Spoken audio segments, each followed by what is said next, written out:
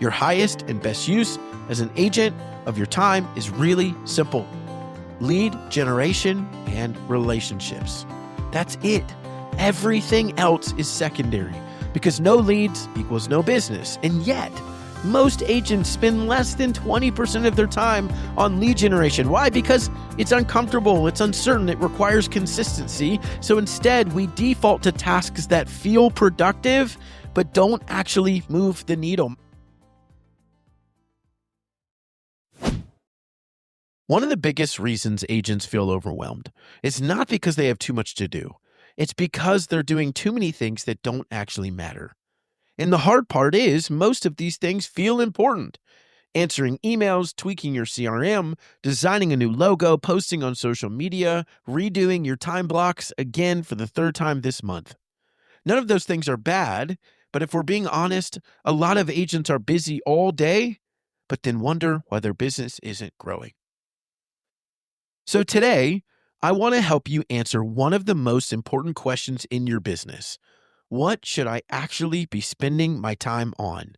And just as important, what should I stop doing entirely?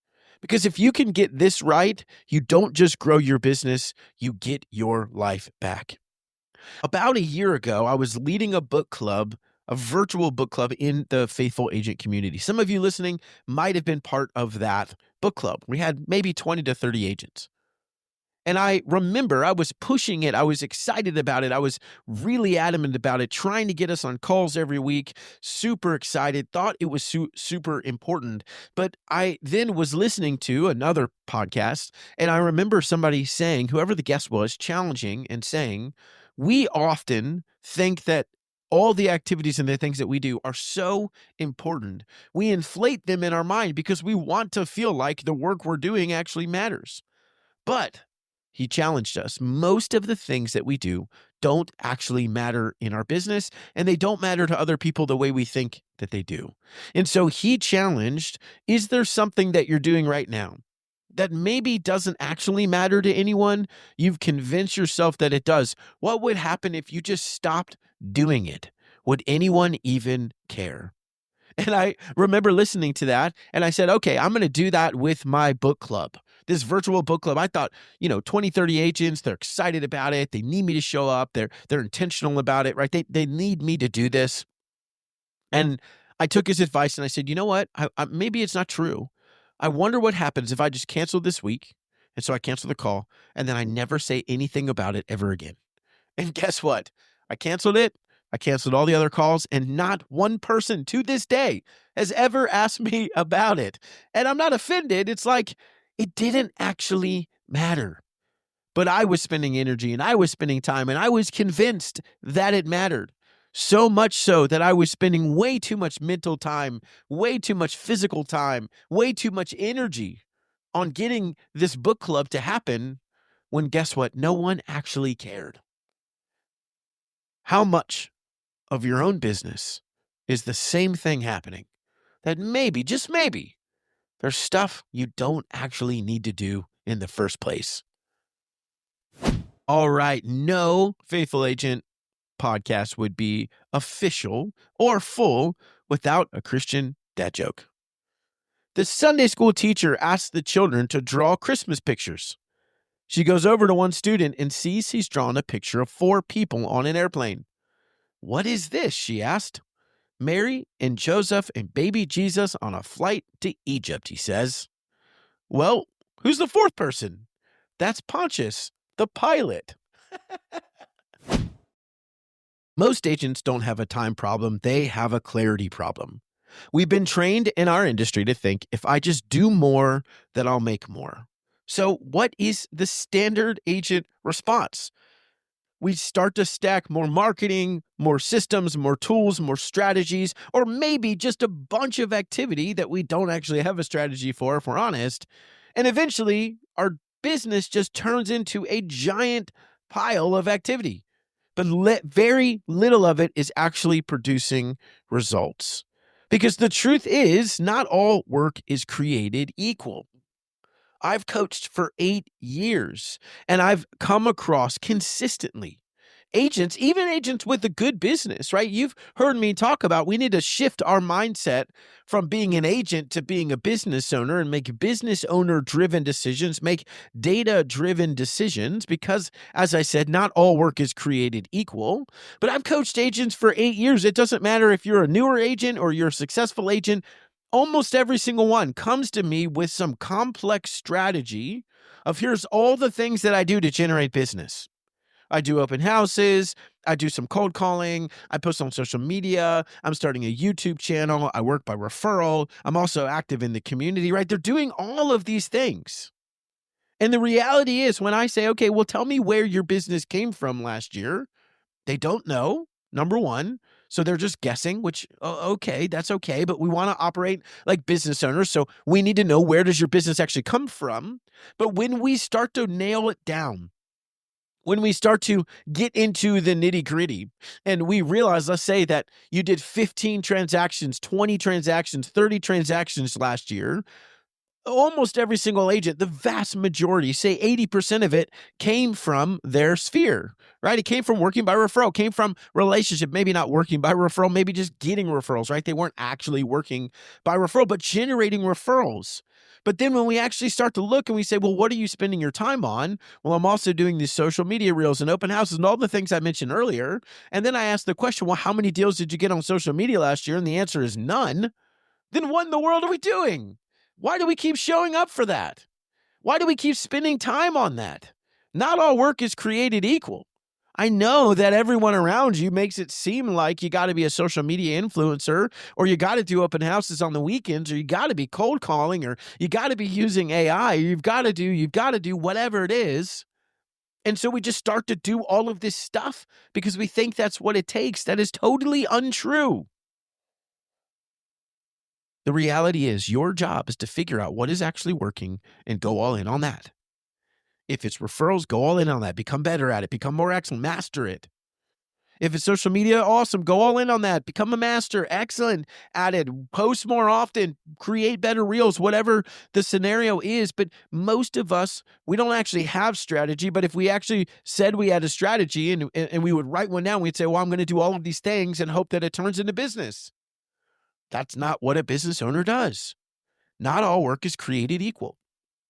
I guarantee you that there's a lot of stuff that you're doing that just doesn't matter. So we've got to pay attention and understand what is actually going to move the needle. We're going to talk about stop doing things later, but we've got to understand first what actually moves the needle. So my question to you is pretty simple. In 2025, or whenever you're listening to this, last year, or in the last 3 months, 6 months, 12 months, what strategy that you did, what lead generation method that you did, what actually created business for you? Because some things grow your business, some things generate income, some things create opportunities, other things maintain your business or support your business, or honestly, lots of things just distract you. And if you don't know the difference, you're going to spend your best hours on your lowest value work. So we've got to have clarity. What actually moves the needle in your business? Go do more of that. You all have heard my story, but when I came into the industry, I did all the classes on open houses and cold calling and door knocking and all the things. And I realized that the only thing that makes sense to me is working by referral. So I never did any of that. I've never even done an open house in 12 years in the business, having sold over 700 homes. I've only done referral. I'm not from this area. I just went to master the one thing that was going to make a difference in my business. And because of that, it's created this awesome business for me. The Lord has been incredibly gracious, and I want that for you. I have spent all of my lead generation time on the one thing I know that actually moves the needle. How do I create, generate, be more consistent in my relationships so that I care for them well, so that when they have friends or family thinking about buying or selling, they send me referrals, and that's all that I do. It is simple, it is easy, it is beautiful, it is highly productive. I'm not wasting time doing other things that don't actually matter. So we've got to understand, first and foremost, in clarity, what actually moves the needle.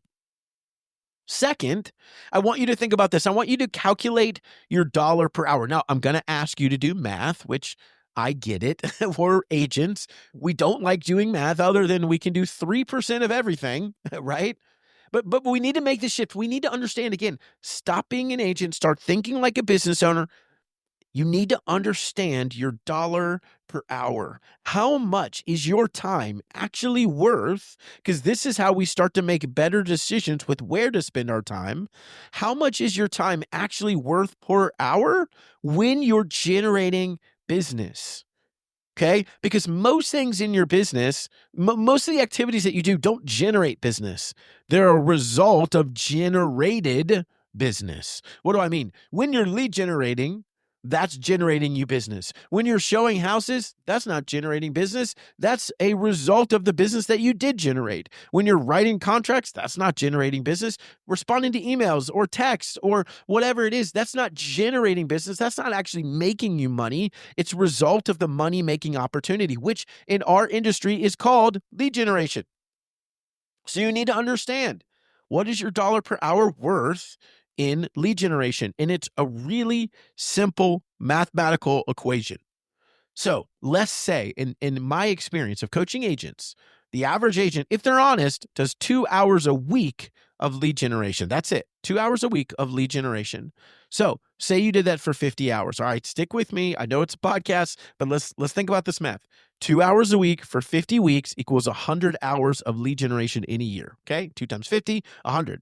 Now imagine that your gross commission income was $100,000 last year. We're going to make these numbers super simple. All you need to do is take gross commission income and divide that by how many hours you lead generated in the last 3 months, 6 months, 12 months, all right? It doesn't matter. But you're trying to figure out how much is that hour worth, okay? So in my example, you made $100,000 last year and you lead generated for 100 hours. 100,000 divided by 100, your time in your lead generation was worth $1,000 an hour. Okay. Now, let's say you lead generated for 1,000 hours. You would be one of the most diligent agents ever, right? That's a lot of lead generation. 20 hours a week. That's amazing. But let's say you did 1,000 hours and you made $100,000. Your time was still worth $100 an hour. Okay. I hope you've tracked that math. Take whatever your gross commission income was and divide it by how many hours you estimated that you lead generated. Now, here's where it gets uncomfortable. Okay. Now you got your dollar per hour amount. If you're doing tasks that someone else could do for $20 an hour, and let's say let's just make this simple. Let's say that your time is worth $100 an hour. Okay. It's definitely worth more when you're lead generating, right? But let's just say for our scenario, let's say you brought in $100,000 and you spent 1,000 hours lead generating. Again, that would be insane. Most agents never do that. But let's say you brought 100,000 and you spent 1,000 hours doing it. Now your hour in your lead generation time is worth $100 an hour. Okay. This is the number we're using. So if you're doing tasks that someone else could do for $20 an hour, you're literally losing $80 every single hour that you do it, right? Because what I'm deciding in that particular hour or on that task, what I'm deciding is, should I go pay myself $100 because that's what I'm worth when I'm lead generating? Should I go pay myself $100 or should I go pay somebody else $20? Right? Why would I not accept that extra $80 every single hour? If I could pay them 20 so I earn 100, I'm going to take that change every time. That's a win. I want to earn more each hour. That's the only way that I earn more money without working more time. So think about this. Let me pause. I know it's a lot of math. Every time you update your CRM manually, you write your own contracts. Every time you chase paperwork or you build flyers, or you organize files, or you set up an MLS portal, or you go show houses, or you go through a walkthrough, all of these things. And I get it. And everybody has questions. And there's so many false ideas out there. You guys have heard my story. We'll talk about that one day. Or if you want to talk about it now, just text me. It's in the show notes of how even as a 700 total deal referral agent, I've given all of that business to my lead agent, Jesse, right? I didn't have to show up to any of those things because they're not committed to me. They're committed to the standard of service I represent. That's a side note, right? But every time you're chasing down paperwork, which is $20 an hour work, you are choosing to do $20 an hour work instead of $100 an hour work. And that doesn't make sense. And most agents never actually get help because they're too busy doing the $20 an hour work. So what should you be doing instead? Your highest and best use as an agent of your time is really simple: lead generation and relationships. That's it. Everything else is secondary because no leads equals no business. And yet, most agents spend less than 20% of their time on lead generation. Why? Because it's uncomfortable, it's uncertain, it requires consistency. So instead, we default to tasks that feel productive but don't actually move the needle. My friends, if we want to be excellent in this business, if we want to be excellent in this industry, which we should because we're believers and the Lord's standard is excellence, then we've got to understand we are wasting time on things that we tell ourselves is important, that we have to do because it makes us feel good like we're being productive. But we'll also complain that our business is not growing and at the point where we can actually provide for our families, that it's growing to the point where we can give more to the people in our church, that it's growing where we actually have the freedom to go on a vacation for a week because we're not worried about the income because we've done a good job spending time on the right activities. Friends, we've got to understand what moves the needle. Where am I getting the best return on my time? It's in this lead generation. If it's $100 an hour work and you did 1,000 hours last year, what would happen if you gave 1,000 hours to let somebody else do it and you bought that time back for $20 an hour? So that's $20,000. So you spent 20 grand to buy back 1,000 hours. I get it. That's a big number. But those 1,000 hours you lead generated, guess what? You made 100 grand. You made a net profit extra of $80,000. This is how business owners think. Spend more time in the hour that's going to produce the highest return. Know your dollar per hour work, know your dollar per hour value, and run every decision through that. Hey, I need transaction coordinating. I could hire somebody for $400. And if you don't know a good company, I'll introduce you. Text me. I need a good company. It's $400, whatever the amount is. Let's say it's $400, and it's going to take me on average 10 hours to do all of that work. Okay, I get it. That's $40 an hour. I totally get it. If you're generating $100 an hour, great. Instead of saving $400, if you generated for those 10 hours, guess what? You just made $1,000. That's a $600 swing. That's what a business decision looks like. Make that decision. All right. And finally, what do you need to stop doing? And this one, I think, is going to change your business. Because if you're not sure whether something matters, then just stop doing it. Just stop and see what happens, right? I told you the story at the very beginning. Did anybody notice? Did it affect your business? Did anything break? Because a lot of what you're doing is only important in your head. Let me say that again. A lot of what you're doing is only important in your head. And I get it because I do that too. But it's not important in reality. And until we create space, we're not actually going to see what matters. So ask yourself, look back on your calendar from last week. What did you do that you propped up in your head that, hey, this is going to matter for my business because you wanted to feel like you were productive, but it didn't actually matter? That nobody actually cared. That nothing broke when you left your phone for 2 hours. That nobody noticed and said, hey, whoa, I noticed that you stopped doing X, Y, and Z. Right? So in 2016, in my business, I started doing a joke of the week. Imagine that for my real estate team. I started making a video that was a Maroon Group joke of the week. And I would do jokes and over and over and over again. And eventually over time, my wife knew that I was getting really tired of doing jokes. I mean, golly, it was over and over and over again. Anyways. So my wife comes to me one day and says, hey, you don't have to do jokes anymore. And I was like, what? Do I really not have to? I felt like I finally got permission to not do jokes. And so I said, okay, I'm not going to do them anymore. And guess what happened? My clients, who I didn't know cared, started messaging me. Hey, what happened to the jokes? You need to bring the jokes back. Oh, guess what? I stopped. I got feedback. And so, oh, you guys care? Now, I don't want my ego to take over, right? So if only one person cared, that's a dumb reason to do something. But a bunch of people asked me about it. Oh, sorry. Let me start doing some more jokes. So boom, I jump back in, right? I gave you the example earlier. I thought that this book club mattered. And so I stopped or so I kept doing it and doing it and doing it. And then guess what? When I stopped, guess what? Nobody cared. Nobody said anything. It didn't matter. So what are the things in your business that you aren't sure actually matter? Just stop doing it and see what happens. All right. Now I want you to refine it one step further. The 4 quadrants, okay? Again, this is going to be hard to explain in a podcast, but I'm going to try to paint a mental picture for you because I want you to not only know what produces results, but know what you're actually designed to do.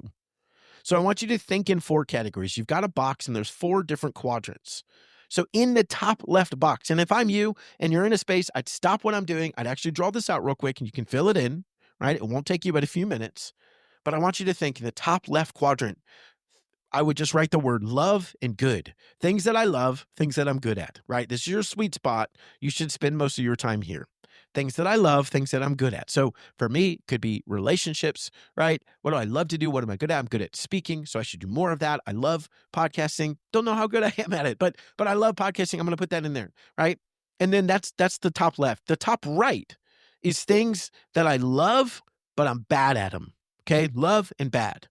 Okay, so what are the things that I really love, but I'm kind of bad at them? Then on the bottom left, right? And I don't even know what those things would be. Pickleball. I love pickleball. I'm okay at it. I wouldn't say that I'm bad, right? What are the things that I'm bad at? Now, hopefully you don't spend a ton of time doing that. Maybe it's social media. I don't love social media, but if I did, I'm definitely bad at it, right? Bottom left box. Things that I hate, but I'm good at. Right? Things I really don't like to do, but I'm actually pretty good at it. And in the bottom right, things that I hate and I'm bad at. Right? So now you got this box, this quadrant. Top left, things that I love and I'm good at. Top right, things that I love and I'm bad at. Bottom left, things that I hate and I'm good at. Bottom right, things that I hate and I'm bad at. And just fill those in. Think about what you do in your business, right? What do you do on a given day, in a given week? What are those things? Is it showing houses? Is it responding to emails? Is it texting people back? Is it getting on phone calls? Is it getting on Zoom calls? Whatever the scenario is. And fill those boxes in. A good business. Look, this is the simplest thing for you to do. If you want to hire somebody, first and foremost, you keep the love and good at box, and then you take everything else in the other 3 boxes. You say, here's my job description. I need somebody to do this. Right? Because you were wired for those things in the top left box that you love and you're good at. And the more that you do those, the more that you will be fired up, the more energized you will be. That's kind of the same thing. The better you'll be at it because the Lord wired you to do it. And the more your business will grow because you're spending time in the place the Lord wants you to spend time in. Hello, He gave you those desires, those passions, those excitements, those skills because He wanted you to have them. So you should go use those. That's your job. When I built that out for the first time a couple years ago, I realized I just need to keep aiming for the top left box, keep aiming for the top left box. And the more that I'm doing stuff in any of those other boxes, I need to get rid of it as fast as I can. Who can do this? Does anybody need to do it? And if somebody needs to do it, who can do it? And it's not going to be me. Right? So do I need to bring somebody in? Or maybe it just doesn't matter. Let me get rid of it completely. Spend time in the things that you love and are good at, right? And I understand I'm painting the picture of an idealized business. We don't always get to do that. Of course not. But aim to spend 80% of your time in the top left box. I promise you that's your highest return on your time. That's the best dollar producing activity that you can do. It's what you're uniquely wired to do. It's what the Lord created you to do. And the more time you spend there, the more money you make in less time, and you can go home and spend time with your family. That's what I care about. How do you make more and miss less? Well, you got to move to the top left box. The goal is not just to grow your business. It's to build a business that actually fits you the way the Lord made you. If you feel overwhelmed in your business right now, there's a good chance it's not because you're doing too little. It's probably because you're doing too much of the wrong things. So here's your action plan. calculate your dollar per hour, identify your highest value activities, start eliminating or delegating the rest, and then focus your time on what actually moves the needle. Move towards the top left box. You don't need more time. You need better decisions about how you use your time. And if you can get this right, my friends, you don't just grow your business. You create margin, freedom, and presence at home. And that's what I want for you, to make more and miss less. But if this is something you've been struggling with, I'm doing a free training on April 29th where I'm going to walk through exactly how to build a business that grows without taking over your life. You can register at faithfulagent.com. You should absolutely come. It's faithfulagent.com. Even if you can't make it, go to faithfulagent.com, or maybe you're hearing this after the fact. Go to faithfulagent.com and we can get you a replay, and we'll be doing more trainings in the future because this is what I care about. How do I help the Christian agent be equipped to make more and miss less? And it's understanding pieces of our business like this. You can do it. My friends, you are capable of this. The Lord desires you to be excellent in your work and excellent in your home. And so when you're out there 80 hours a week hustling, missing every single important moment in your family's life, that's not what the Lord desires for you. Yes, working hard is good. And this is not a health and wealth. That's not real. That's not true gospel. But the reality is the Lord is calling you to show up well for those he's called you to show up well for. That's your family. That's your kids. That's whoever's important in your life. You know, I don't. Those people in your life. Not that you just work 24/7. The only reason we'd work 24/7 is because we aren't good at understanding this. Do the things that matter. Show up better for the people in your life. Earn more money. Be more giving. Show up better. Take your family on good vacations and shut your computer. That's an amazing thing. Invite people over for dinner. Send them on vacation. Do the things that we can do because we are blessed to be a blessing, but it's only going to come from you making hard decisions like this to head to the top left box. I'm here to help you. I hope you come. faithfulagent.com. Come to the free training. If it's after the fact, that's fine. Still go there. We'll help you, or text me. It's in the show notes. I want to help you. Because I care about you, but I care about your families, and I care about your communities. And if we can be better, we can impact all of them. The ripple effect is huge. Let's do that together. I love you, faithful agents. I'll see you next week. Hey, Christian agent, I hope you enjoyed today's episode. If it resonated, would you take 30 seconds and share it with another agent who's also trying to grow their business without losing their faith, family, or peace? That's how this message spreads. And if you haven't yet, hit that subscribe button so you don't miss future episodes. I release new ones each Thursday to help you build success that actually lasts. It genuinely fires me up knowing this podcast is helping you pursue excellence to the glory of God, both at work and at home. I'll meet you back here next week for another episode of The Faithful Agent.